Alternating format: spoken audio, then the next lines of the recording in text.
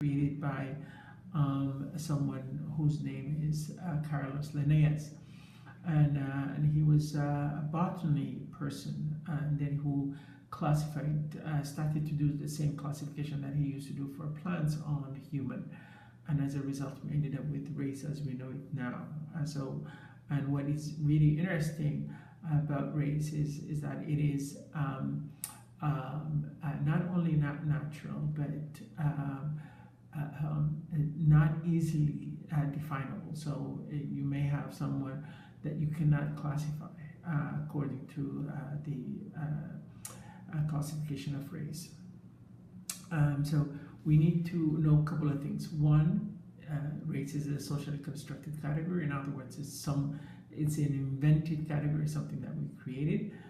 Two, it is not biology. Three, race is singled out, or some races are singled out, not for just biological, because biology doesn't exist, classification, but is for resource allocation.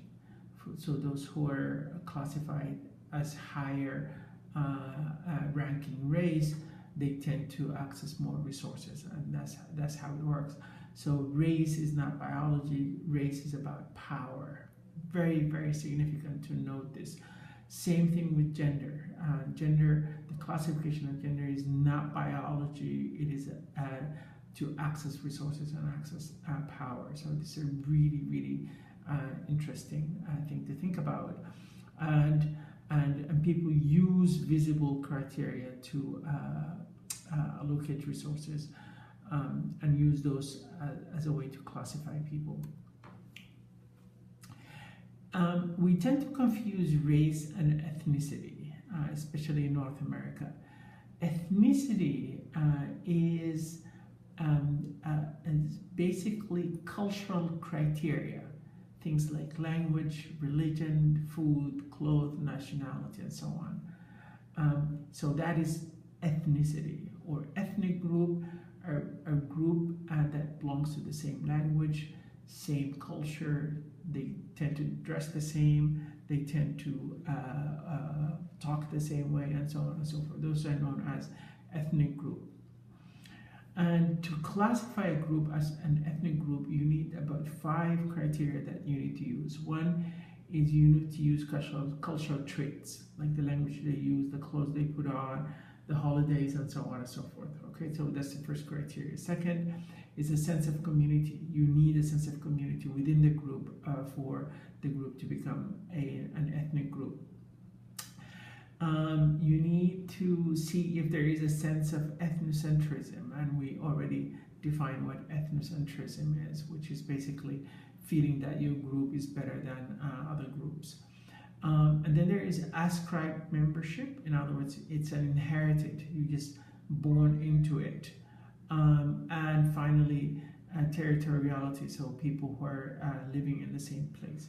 So race is already, we already classified that, but ethnicity is the ethnic group, that is the group that belongs to the same language, culture, religion, and so on and so forth, okay? Again, with the idea of social groups, there are two classifications that we can give to social groups. One is the dominant, and the other one is the subordinate group, which is basically talking about the hierarchy. And very unfortunately, with the hierarchy comes few things that I need to discuss, and the chapter had discussed extensively. One is the idea of prejudice. And prejudice is having preconceived ideas in your head. There is something almost natural about it. There is someone like Stuart Hall, or someone, other people as well, have argued that there is almost naturalness to prejudice. In other words, we are always prejudiced against other groups. We tend to classify, and as a result, we tend to have preconceived ideas about certain groups. But why do we do that? Because we need scapegoats. The idea of scapegoats here. and also the idea of some people just think they're better than other people, which is the chapter talks about authoritarian personality. So there's those who just simply think that they are better than other groups. So that's prejudice. So it's preconceived ideas or a negative ideas that based on false generalization. Things like, you know, all Asians are either docile or really good at math. The discrimination is the act based on prejudice, act based on these preconceived ideas. So prejudice are ideas that we have in our heads. Discrimination is the action or the act based on that, and by and large it tends to be intentional act.